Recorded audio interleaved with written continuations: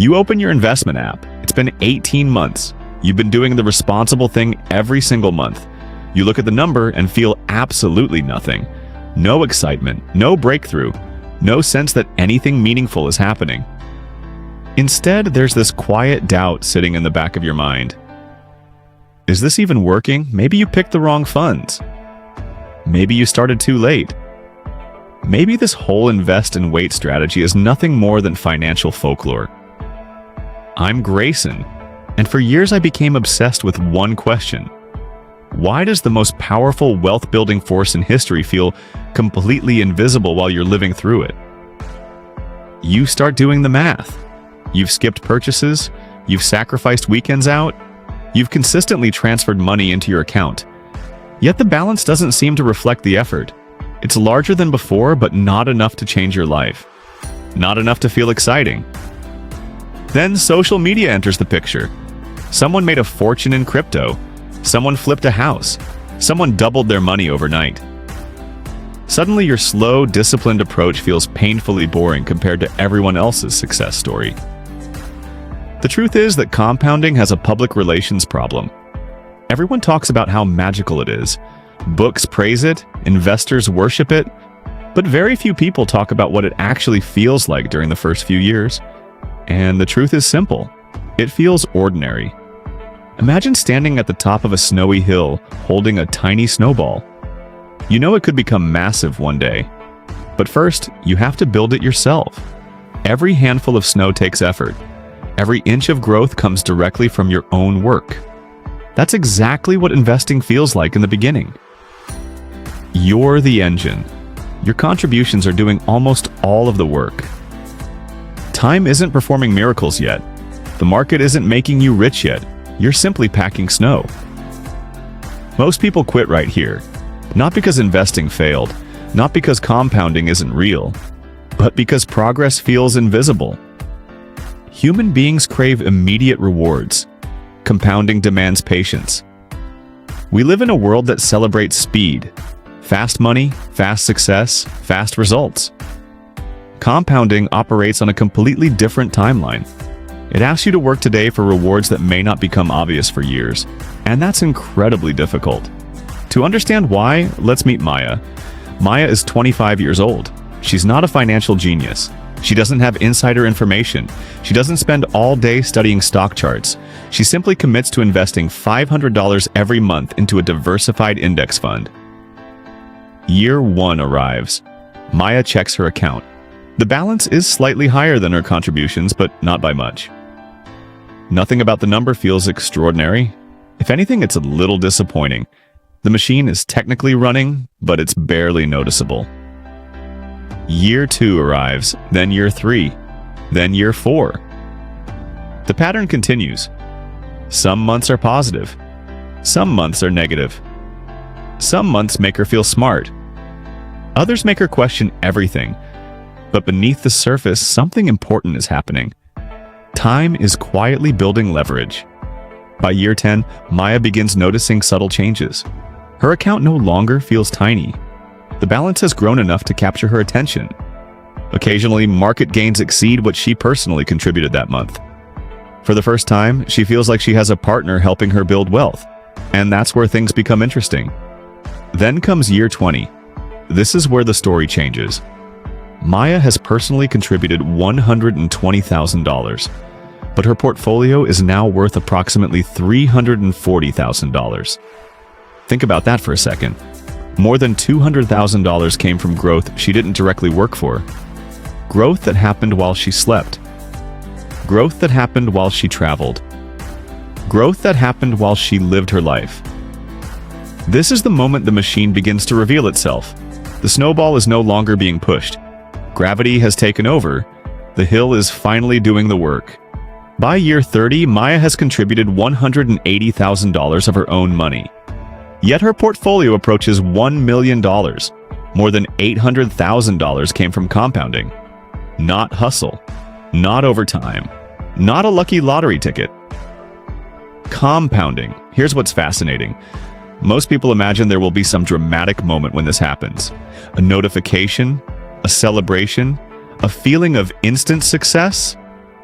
But that's not how it works.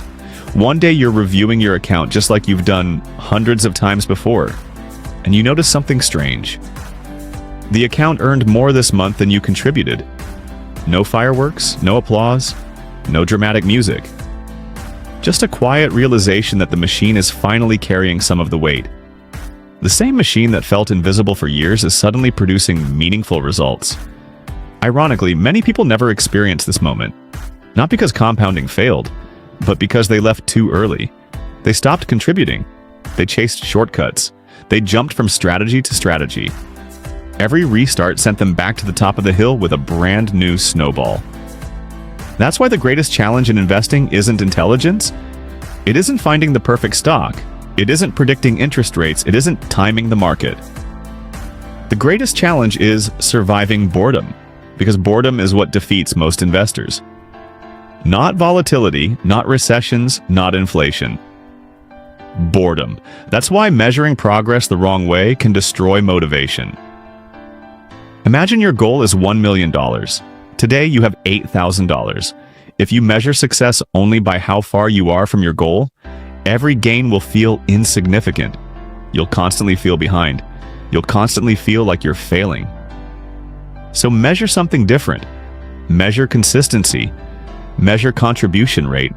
Measure whether you kept your promise to yourself this month.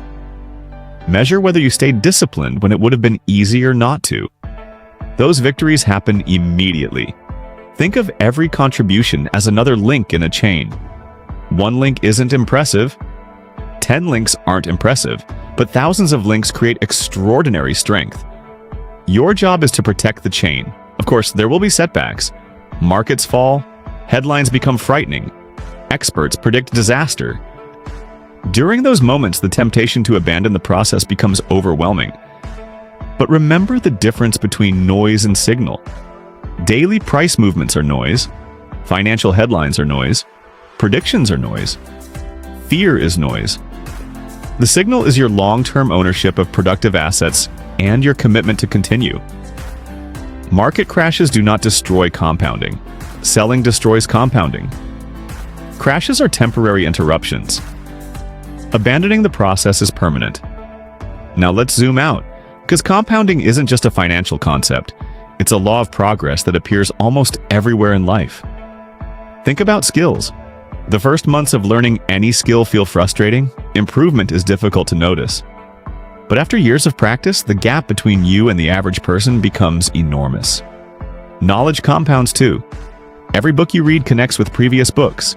Every lesson strengthens earlier lessons. Ideas begin combining in ways you couldn't predict. Knowledge doesn't grow in straight lines, it grows through accumulation. Habits compound. One workout changes very little. One healthy meal changes very little. One productive morning changes very little. But years of consistent action transform entire lives. Relationships compound. A single conversation rarely changes your future. But years of trust, generosity, reliability, and connection create opportunities that seem to appear out of nowhere. Reputation compounds. Small acts repeated consistently create credibility. Eventually, your reputation begins opening doors before you even knock.